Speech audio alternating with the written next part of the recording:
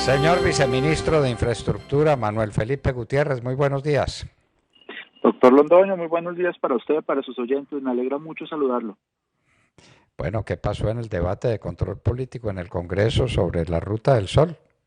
¿Qué pasó allá? Fuimos a contar lo que estábamos haciendo. Pues el panorama que se recibió ya empieza a cambiar, pero pues tuvimos que ir a contar lo que habíamos recibido. Naturalmente, sobre todo la gente de la Ruta del Sol 3 está bastante inconforme con el desarrollo del proyecto, cómo se ha venido dando. Y pues acá estamos hablando de los temas más complejos que se tuvieron en los últimos 8 años, no solamente en infraestructura, sino pues en temas que ya me superan, que están relacionados con el contexto político y demás, que pues usted conoce mejor que yo. Doctor Gutiérrez, ¿esa Ruta del Sol 3 al fin quedó abandonada? ¿No quedó abandonada? ¿Qué pasó con pueblos enteros que vivían del desarrollo de semejante trabajo? Pues mire, le cuento la historia. Cuando nosotros entramos estaba paralizado, estaba en proceso de caducidad. Se tenía un avance del 32% luego del año 8 del proyecto. Para contextualizar a los oyentes, este proyecto debe haber estado listo en el año 5, o sea, ya tenían 3 años de retraso y un nivel de avance hasta ahora de la tercera parte. Nosotros nos sentamos, vimos la realidad, vimos la situación. Ahí básicamente existen dos socios, uno que es Conalvías, que es la firma que ha tenido tantos problemas por lo que ocurrió en la calle 26 y demás en Bogotá, que está pues en proceso de quiebra, y la otra es una empresa italiana muy grande que se llama Impregilo. Nosotros nos sentamos, analizamos pues los escenarios, la caducidad iba a permitir, si nos íbamos por la caducidad, nos tocaba volver a abrir la licitación, mejorar la estructuración y demás, y la obra será concluida hacia finales de la siguiente década. O sea, le estoy hablando del año 2028-2029. O si se concluía con el concesionario. Entonces nos sentamos con el concesionario en el marco de un proceso judicial en un tribunal de arbitramiento, y lo que nos dijeron fue que ellos estaban en capacidad de terminarlo, pero requerían 400.000 millones de pesos. Les dijimos que por nada del mundo, y después de unas negociaciones tensas y demás, ya llegamos a un acuerdo con ellos en el que esos 400.000 millones de pesos ellos los deben conseguir a cargo de su casa matriz, no del proyecto. Usualmente estos proyectos se endeudan con los flujos propios del proyecto, y si el proyecto fracasa, pues los créditos no se pagan, como ocurrió con Ruta del Sol 2. Lo que nosotros les pedimos es que, dado que es una multinacional, una de las más grandes firmas de ingeniería del mundo, su casa matriz asumiera la deuda, y si el proyecto no se concluía, los bancos le caerían a la casa matriz para cambiar los incentivos, y primero, que ellos nos fueran a dejar votado el proyecto. Segundo, también queríamos que, como ese proyecto nunca tuvo cierre financiero, los bancos, al hacer los préstamos, al entrar inmediatamente exigen un cambio en las condiciones de ejecución del contrato, se lo exigen al contratista, y esto nos generaba mucha más tranquilidad y nos genera mucha más tranquilidad porque las condiciones son otras y evita que se presente lo que ha ocurrido durante los últimos 8 años. Otra condición que pusimos es que a los pequeños proveedores, a los que se les debe cerca de 120.000 millones de pesos, el día en el que se hiciera la conciliación, que quedara aprobada, se les tenía que pagar de forma inmediata, y entonces así superábamos un tema social. Naturalmente, con la reactivación del proyecto, pues se vuelve a contratar mano de obra. Son cerca de 3.000 personas las que se contratan, 400 kilómetros de doble calzada los que se concluyen, y cambiamos la fórmula de la terminación para que no le costara tanto al Estado como está previsto en el contrato actualmente, sino que se bajara bastante la carga y no ocurriera lo que estamos padeciendo con Ruta del Sol 2. Ese es básicamente el diagnóstico de lo que encontramos en la Ruta del Sol 3.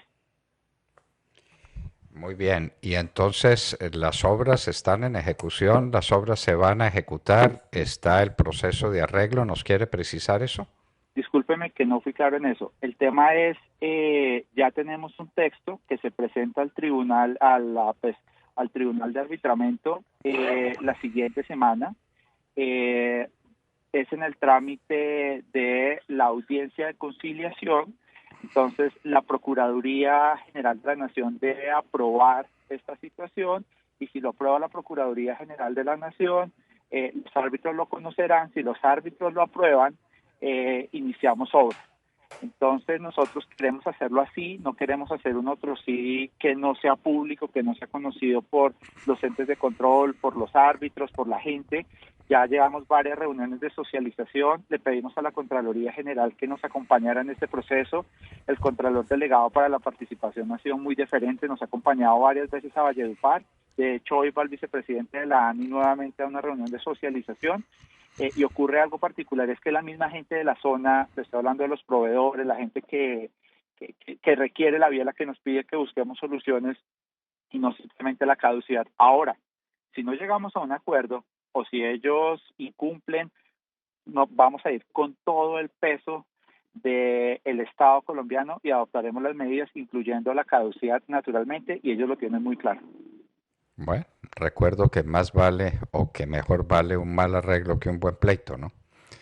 De modo Pues que sí, señor. en, en Eh, materia de carreteras estamos para construirlas y no para pleitear a propósito de ellas. Y entonces cuéntenos, ¿y la Ruta del Sol 2? Pues mire, es que queremos evitar que pase lo de la Ruta del Sol 2. ¿Qué fue lo que pasó en la Ruta del Sol 2? Se da un nivel de avance del 50%. Naturalmente lo de es censurable, de las peores cosas que le ha pasado al país.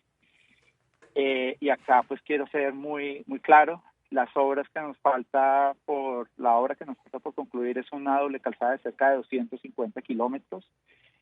Cuesta alrededor de 3 a 4 billones de pesos solamente la construcción de lo que falta. ¿Por qué razón en el otro lado nos sale más barato? Porque tiene unos estándares que son un poco diferentes, que son los del contrato de concesión de hace 8 años. En este ha cambiado las normas técnicas, entonces va a ser un poco más exigente. Y pues también todo lo que implica mover equipo, mover gente, mover todos esos costos de movilización que realmente son los que generan la diferencia. En el caso de Ruta del Sol 3 ya está instalado todo, en el caso de Ruta del Sol 2 habría que hacer los movimientos de gente, de equipos y demás. Y hay otro tema que también es importante. Nosotros cuando entramos por la Ruta del Sol 2 estaba cayendo a pedazos. A nosotros nos tocó hacer un esfuerzo fiscal enorme e invertir casi 400.000 millones de pesos para empezar a poner a punto la vía. Todavía no está puesta a punto, estamos trabajando, pero pues la vía se estaba cayendo a pedazos y con esos 400.000 millones también vamos a concluir 50 kilómetros de doble calzada. Para que lo dimensionen, eso es un corredor que tiene más de 500 kilómetros, entonces dejarlo abandonado pues es dejar casi que desconectada una parte muy importante del país, el centro del país con el norte. Ese es el corredor más importante y le quiero contar, desde el día cero, desde el día que empezamos, para nosotros fue absolutamente importante sacarlo adelante. Entonces lo que usted dice en Ruta del Sol 3 no es la solución ideal naturalmente, pero pues es la mejor solución en el entendido que tenemos una situación muy compleja. Pero muy compleja, complejísima. Y el río Magdalena, porque esos son contratos muy vecinos, inclusive pues con vecindad geográfica obvia. ¿En qué va lo del río Magdalena?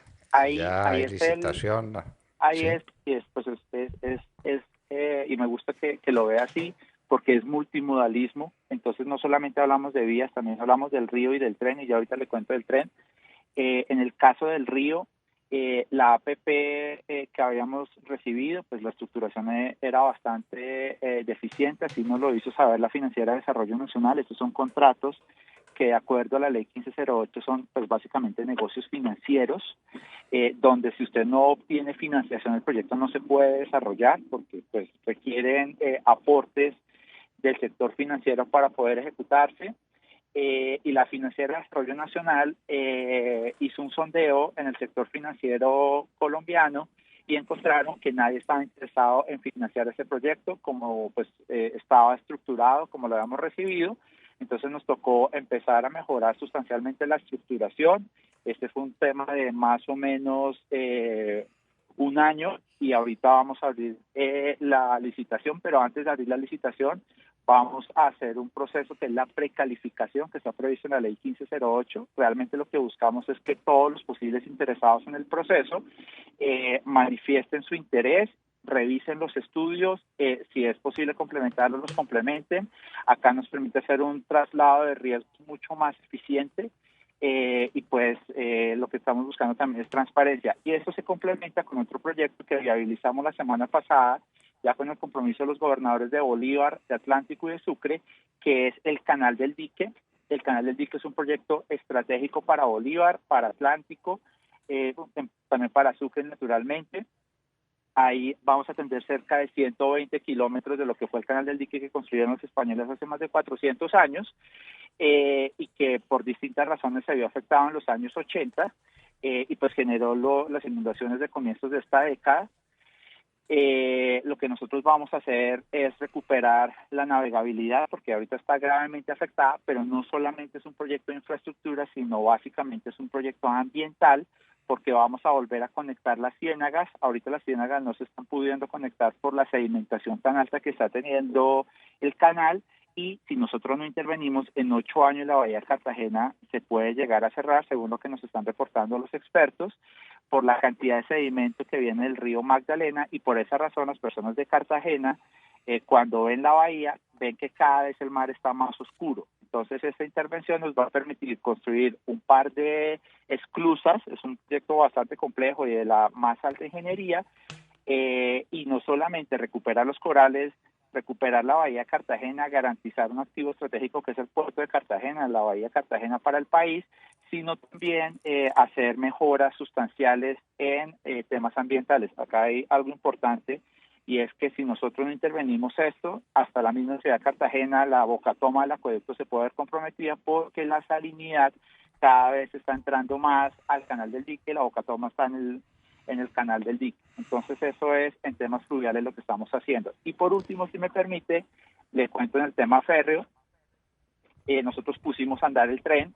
De hecho, la semana pasada ya salieron 5 trenes durante la semana, desde La Dorada hasta Santa Marta. Ya estamos mandando café, ya estamos mandando gaseosa, estamos mandando cemento, estamos mandando acero, estamos mandando palanquilla. Ya se está empezando a mover, se está empezando a dinamizar, y el tren se complementa en algunos puntos que son muy bonitos con el río. Entonces entra el tren a unos ramales especiales que se tienen, que dan a los puertos, que dan sobre el río, y se genera realmente multimodalismo. Y por ejemplo, ya hicimos una operación en ese sentido, que fue mover palanquilla, 4.000 toneladas de palanquilla desde Barranquilla, bajó hasta el puerto de Acapulco en el Cesar. En el Cesar se subió al tren, el tren lo llevó hasta La Dorada Caldas, y en La Dorada lo subimos en camión hasta Manizales. Bueno, pues magnífico, magnífico, pero entonces tenemos Ruta del Sol 3 en expectativa, Ruta del Sol 2, están haciendo todos los esfuerzos imaginables para recuperar esa vía de 500 kilómetros, se está recuperando lo que ya está construido. El río Magdalena, pues ahí vendrá en algún momento, el canal del dique indispensable. Y para terminar, doctor Gutiérrez, estamos muy alarmados con las noticias de la carretera a Buenaventura, porque vimos cómo se fue un trecho muy grande de la carretera, se fue al abismo, y hablan de una inestabilidad enorme de los suelos, y de que eso está mal. ¿Qué nos dice? Sí, pues mire, ese es un tema que nosotros apenas lo detectamos, apenas empezamos a actuar. Le voy a contar rápidamente el contexto. Esto es en el kilómetro 89, y el problema que tuvimos ahí es que, a nuestro parecer, y así lo hicimos saber por la Agencia Nacional de Infraestructura en un acto administrativo, hubo un problema en el proceso constructivo. Lo que se generó fue en el contrato de la malla vial del Valle del Cauca, en el que las obras se ejecutaron hace cerca de 4 años, 5 años. Por distintas razones, el Tribunal de Arbitramiento declaró la nulidad de un adicional que comprendía la construcción de la doble calzada entre una parte de Buga y Buenaventura, particularmente Mulalolo Guerrero. Y como consecuencia de esa nulidad, ese tramo debió ser devuelto. La afectación que tenemos es en uno de esos puntos.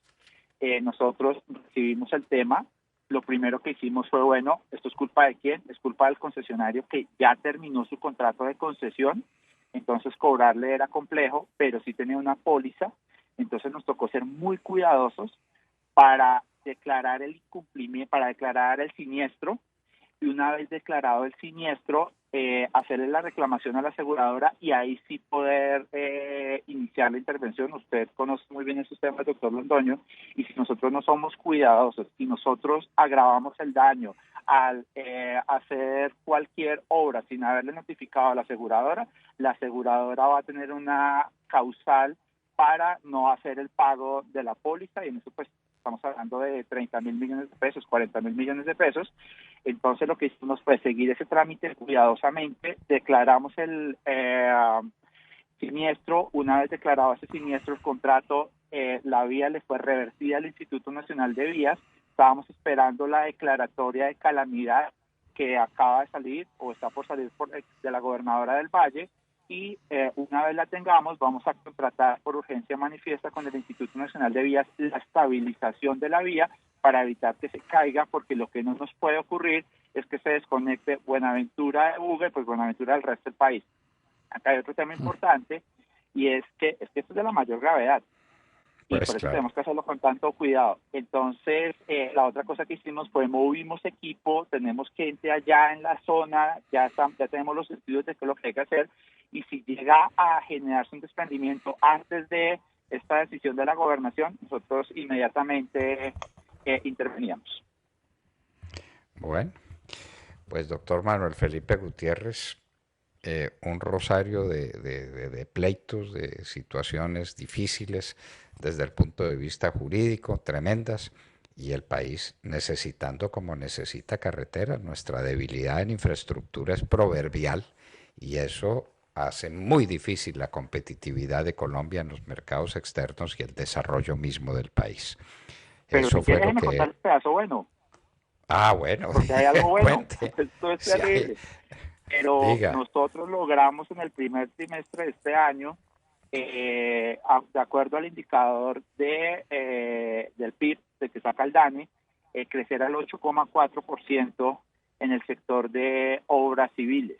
En construcción caímos porque la caída en vivienda es muy grande, pero en obras civiles pusimos a crecer el sector de infraestructura 8,4%, de ello gracias a las acciones que se están adelantando para reactivar las concesiones viales en el país.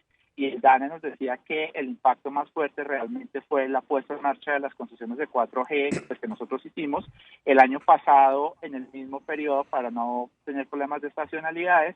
Estábamos creciendo al menos 4%. Y ahorita estamos creciendo en un 8,4% positivo, estamos generando empleo y estamos haciendo obra. Entonces, pues, tenemos problemas. Lo que pasa es que la Ruta del Sol 2 es el tema más complejo que tenemos por lo de Odebrecht y demás, pero también tenemos cosas buenas para mostrar al país. Bueno, pues maravilloso porque uno no vive de buenas noticias, pero sin buenas noticias no puede vivir. No Así puede es. vivir. Doctor Manuel Felipe Gutiérrez, viceministro de Infraestructura, como siempre, muy agradecidos con su presencia en la hora de la verdad. No, doctor Londoño, para mí, como siempre, es un placer hablar con usted y con sus oyentes. Y estoy presto cuando lo requieran. Muchísimas gracias.